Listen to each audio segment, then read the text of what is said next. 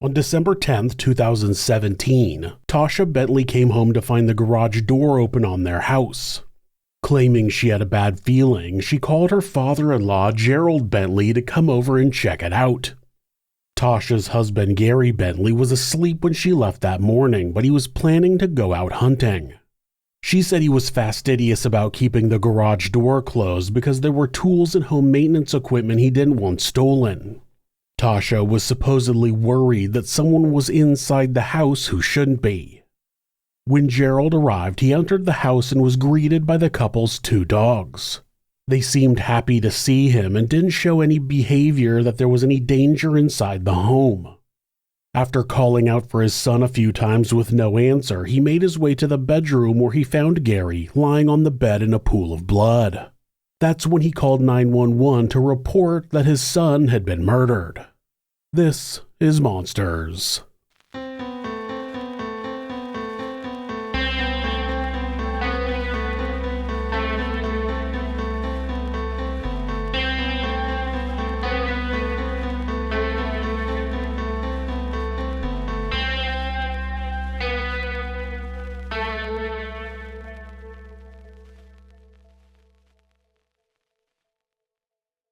Gary Bentley was born on August 31, 1984 in Louisville, Kentucky, to Gerald and Lisa Bentley.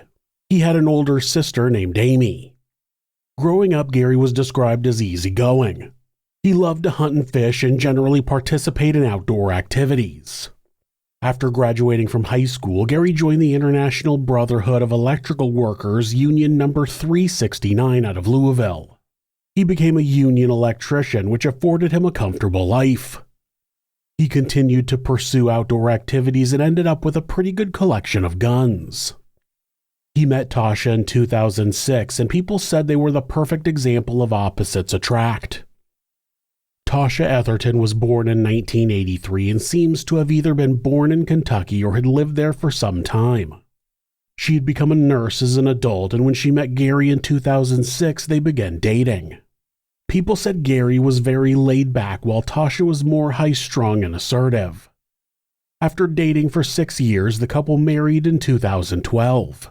3 months later, their son was born. Family members said Gary was more hands-on with the kids, while Tasha seemed to prioritize hanging out with her friends. Both having decent-paying jobs, they were able to take time away to relax. In 2016, they took a vacation to Jamaica with their best friends to a timeshare that the Bentleys had purchased. Kevin Day was Gary's best friend, and he was engaged at the time to Amy Day, Tasha's best friend. But things weren't all smiles and rainbows. Back home, Tasha had been getting negative performance reviews at work, and her future with her employment was not certain.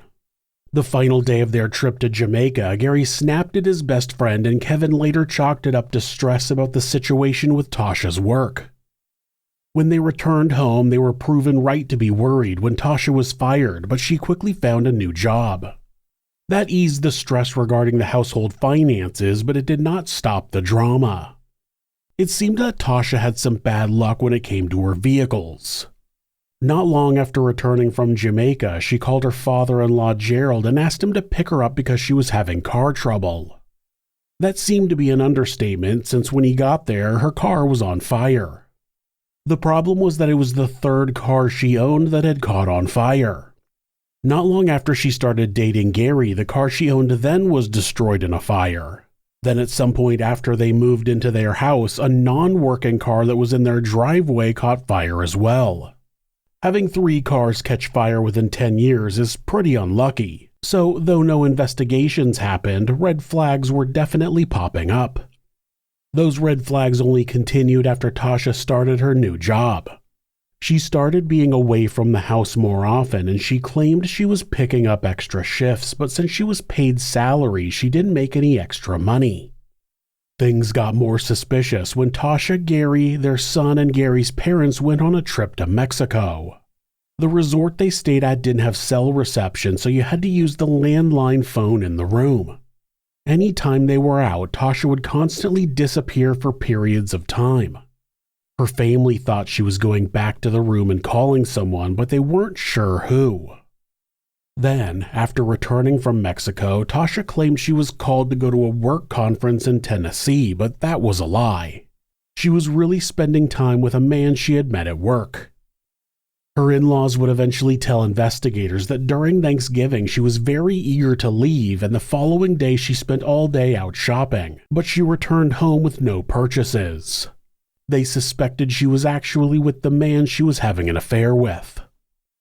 Shortly after Thanksgiving, Gary and his father installed a gun safe in the bedroom closet. Once it was secured, they loaded all of Gary's guns and ammunition into the safe.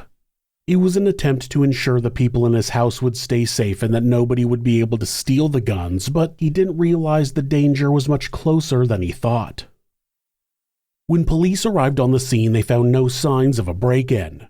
They found Gary lying in the bed with a single gunshot wound to the back of his head. There was one spent projectile laying in the bed next to him.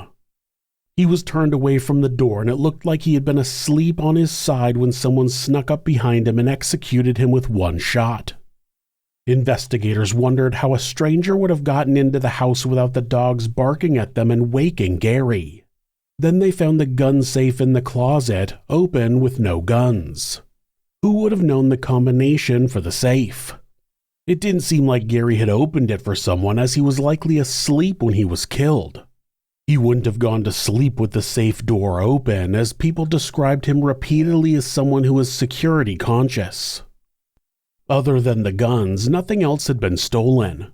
All of the electronics and tools were still in the house. When investigators went into the basement, they found a decent amount of marijuana, and they thought they could have been dealing with something drug-related, but that theory was quickly pushed aside. When Tasha was questioned on the scene, she explained that she had last seen Gary when she left that morning at about 8:30 a.m. to visit her friend Amy. He was still in bed asleep and was planning to go hunting at about 10 o'clock. He had a blind set up in the back of their property, and he said that from 10 a.m. to 2 p.m. was the best time to hunt. She told the detective that she had texted Gary a few times and called him a few times but hadn't gotten an answer. Eventually she got worried and asked Gary's father, Gerald, if he had heard from him. Gerald hadn't, but he wasn't concerned since he knew Gary would either not have his phone on him or would have turned it off while he was hunting. The fact that Tasha seemed to be so concerned about her husband but refused to go home to check on him stood out to the investigator, but for the time being he let her go and followed up on some other leads. One of the things that Tasha had mentioned during that interview was the fight that Gary and Kevin had gotten into. It seemed completely irrelevant since it was so minor and it had happened over a year ago, but the detective looked into the possibility Kevin had killed his best friend. It didn't take long to mark him off the list of suspects, though. He had an alibi, and detectives couldn't find any reason he would want to kill Gary. Kevin did say that Tasha had been distancing herself from Gary recently. Then Amy called the lead investigators and gave them some incriminating information. Hi, this is Amy. What is it you want to tell me about the situation? I know that Tasha, which was Gary's wife, is having an affair. She planned to leave him on January 14th. Okay, and who is she having an affair with? His name is Anthony. Not only that, but Gerald told the investigators that Tasha and Gary had been fighting about life insurance amounts. It's common for a spouse to be a suspect when someone is murdered. After only a few days of investigation, it was easy for the authorities to put her at the top of the list. The detectives learned that Gary was going to get a life insurance policy through AIG with a payout of $250,000 to $300,000, but Tasha wanted more. She wanted him to set the payout at $1 million. He thought that was excessive, and that's why he hadn't personally started the policy yet. But Tasha had contacted the company and initiated a life insurance policy on Gary worth $1 million. When Tasha was brought in and interrogated, the detective brought up the policy and she claimed that he had gotten the policy and that she didn't know why it was for so much. He was going to have $1,625,000. Being requested. Wow, why so much? What did he have to insure that was going to cost that much to cover you? He called and got it all started. Well, I guess he tried to take care of you, didn't he? You know, still. I guess that's why I let him do his thing. He was a hard-working man. The problem was that the detectives had already talked to someone at AIG and they said they had only spoken to Tasha. They even handed over the recordings from those calls. Our son's almost 5. We've waited too long. We're not getting any younger. I see death every day. I see accidents every day. Yep. We need to take care of ourselves. But that wasn't all. The next time Tasha spoke with the agent, she asked about making the payout even higher. I was almost wondering what would $2 million look like. So your husband, based on his income of $65,000, can get as much as $1.625 billion. She ended up settling for $1 million, and when the agent sent the forms to be signed electronically, Tasha put in Gary's signature. It's believed that Gary had no idea that she had taken out the policy. It went into effect on December 6th, 4 days before his murder. When Tasha's history of insurance payouts from mysterious car fires was added to the mix, it was clear that she had moved from car insurance to life insurance as a means of making money. It wasn't hard for the authorities to find the Anthony that Amy had mentioned. He worked as a janitor at the medical center where Tasha worked as a nurse. He knew she was married, but she told him that she was going to leave her husband. On December 10th, Tasha brought a box full of guns to his house and told him she took them from Gary because she was afraid of him. She told Anthony that Gary had punched holes in the walls and was violent and she feared for her life, especially when he had guns. Anthony cooperated fully with investigators, gave them the guns, and let them take information from his phone that was incriminating for Tasha. Anthony had a solid alibi for the time of the murder, and it was clear that he had no knowledge of the plan. Authorities believe that Tasha knew she wouldn't be as financially secure with Anthony, so she planned to make up for that by getting a life insurance payout on Gary.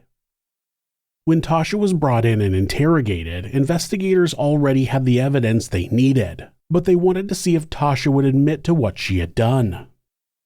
Love you, baby. Hope you get some good rest, sleeping in. We are getting breakfast, Christmas shopping, and going to see Amy. Good luck hunting, baby. See you later tonight. And then at 11:48, you say, in the woods hunting, boo? I call him number. What's the question without the? Because I hadn't heard from him. So I'm like, so are you in the woods hunting? Like, what are you doing? Okay. And then it says, hey, boo, haven't heard from you. You get a big one? And that was at 3:48. So that's all the texting that you did then? Okay. And then, so you're texting on Sunday. Yeah, because I was trying to think of why I hadn't heard from him. And I'm like, hey, did you get a big one? Are you just so excited you're not responding? Are you hunting without your phone? Is your phone in the house? It seemed suspicious that she texted her husband over and over again when she knew he would be hunting and not readily available. Then she called her father-in-law concerned, again knowing he was out hunting and wouldn't usually have his phone. When they went through the history of calls and texts on her phone, she had called Gerald the first time at 3:18 p.m. Then she continually called and texted him over the following hours about how worried she was about Gary, but she didn't return home until 7:15 p.m. Gary was supposed to be hunting on their property, so if she was that worried, why wouldn't she have gone home much sooner? He could have been out at the back of their property injured. He could have had a heart attack or a stroke or fallen out of his blind or been attacked by an animal or had a firearms accident. Why would you not rush home and check on him? She knew exactly where he was supposed to be, but she was too busy hanging out with a friend to go check on his well-being. It was because she knew she didn't need to check on his welfare. She knew he was dead. She wanted someone else to go there and find the body. I think there's this idea that if you aren't there when a body is found, there's less suspicion on you, but that's not the case. The spouse is always a suspect, and even if they have an alibi, investigators will look into the possibility that they had someone else commit the murder for them. That was what detectives thought at first. They thought that Tasha had someone else kill Gary, and that's why she was scared to go inside the house when she arrived home. She thought maybe her hitman was still there, waiting to tie up loose ends. Tasha claimed that she just had a gut feeling something was wrong when she got home and saw the garage door open. But the reality was that she knew Gary was dead and she wanted someone else to make that discovery. She finally got Gerald there to find his own son dead in his bed. It takes a real shitty person to not only commit murder, but to set it up so one of their family members finds the body. The level of misery she caused so she could get money she hadn't worked for is mind-blowing. Her demeanor changed when the detective brought up Anthony. We went to have lunch. But that's all. After work, During work, we go for lunch during work. what would you consider doing at lunchtime? Where would you go? What would you do? We would go and get food. Go sit in the park, eat lunch, go back to work. Any romantic affairs? Yes. How serious was your romance? We've been intimate a few times.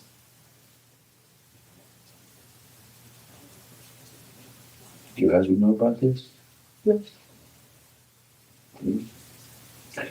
Why would you think you'd be intimate with him? Something missing at home? What was missing at home? We cared about him.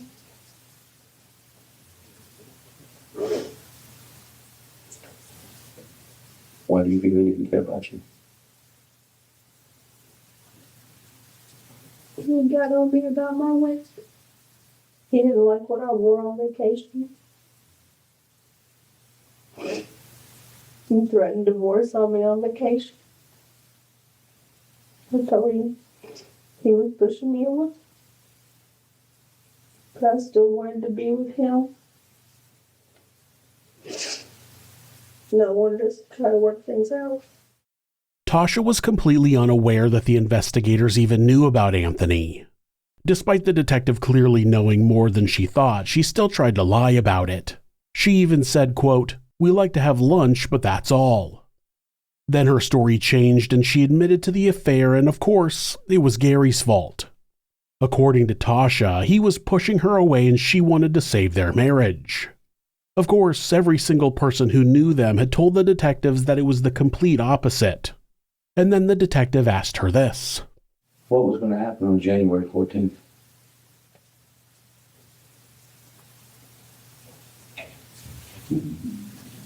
Amy's birthday. No, something else was going to happen on January 14th. Between you and Anthony.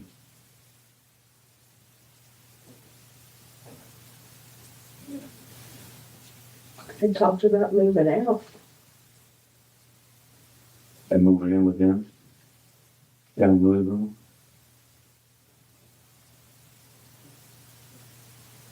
I didn't think Gary would have taken that. What did Gary already know? I knew a little bit. Uh-oh. The investigators had interviewed Amy after she called them, and she told them all about Tasha's plan to divorce Gary, specifically on January 14th. She had told Amy that she planned to get an apartment and move in with Anthony. So apparently she wasn't that committed to saving the marriage like she had just told the detective.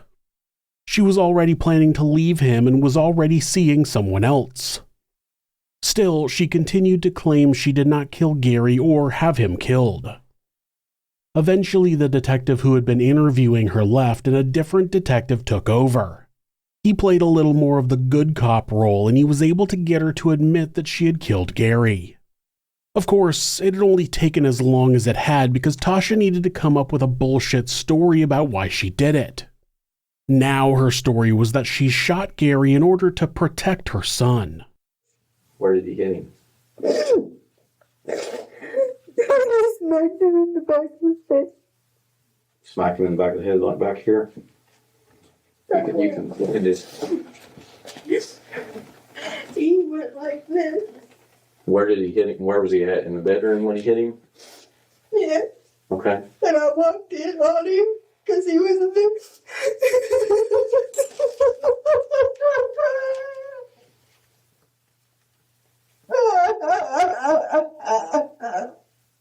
And the award for Best Dramatic Lying goes to... Detectives had to investigate the claim but found zero evidence that what she had said was true. She claimed that Gary was regularly abusive to their son, and when she walked in on him smacking the child on the back of the head, it was the final straw. She waited for him to lay down and go to sleep, and she used her own revolver to shoot him in the back of the head. Detectives had the boy examined for injuries and found none. They also questioned everybody who knew the boy, including daycare workers, and reviewed his medical files and found nothing to support Tasha's claim. So not only did she murder an innocent man while he was completely defenseless, she made his father find his body and then soiled his name, claiming he was a child abuser. There's no more awful person than someone who not only takes a life, but then claims their own victim has done things they hadn't done just so they can try to get away with their crime. Talk about a burden on society. She told the detective that nobody had helped her and that Anthony had no part of it. After she shot Gary, she put all the guns in a box and took them to Anthony's house, telling him a lie as to why she had them. There was no history of violence from Gary, and he was not known to punch holes in the walls. He was known for being an easygoing, laid-back guy. Anthony was just another person Tasha had taken advantage of and harmed in her pursuit of money she hadn't worked for.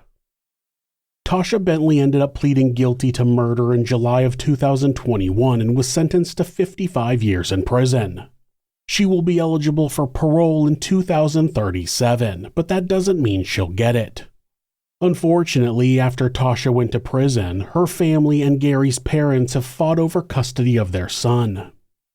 In one interview, Gerald Bentley said Tasha was trying to arrange her son to visit her in prison, and when the boy found out, he said, quote, "Why would I want to visit the person who destroyed my life?" After killing Gary, Tasha took her son to a woman who lived in a different county who was identified as her mother, but the Bentleys have said it's actually Tasha's aunt. The boy has remained in her custody, and the Bentleys have been trying to gain custody, which is difficult due to them being in two different counties. The battle was still ongoing until at least 2024, which has done nothing but make Gary's son another victim. Each family is being motivated by selfishness and not by what's best for Gary's son. And that's just another ripple in the actions of Tasha. Her sights were set on money, and ending an innocent life was a reasonable way to get it. That alone makes Tasha a monster, but when you add in all of the other lives she destroyed in the process, including her own sons, she will likely never be anything else. Thanks for watching This Is Monsters. New episodes are uploaded twice a week on Mondays and Thursdays. There are occasional bonus episodes covering unsolved cases and criminal history. If you have a suggestion for a case you think I should cover, leave it in the comments. You can always follow the channel on Instagram at thisis_monsters and purchase merch at thisismonsters.com. Thanks so much, and be safe.